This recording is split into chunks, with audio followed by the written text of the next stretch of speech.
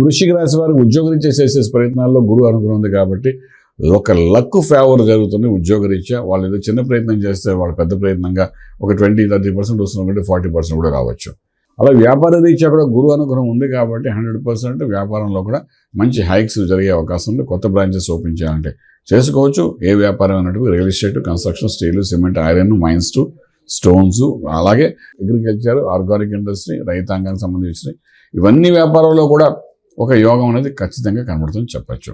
అలాగే వివాహం కోసం చేసే ప్రయత్నాల్లో సఫలీకృతం అవుతారు. అలాగే అన్యోన్యత కోల్పోయిన భార్యాభర్తల మధ్య అన్యోన్యత మళ్ళీ పెరిగే అవకాశం కనబడుతుంది.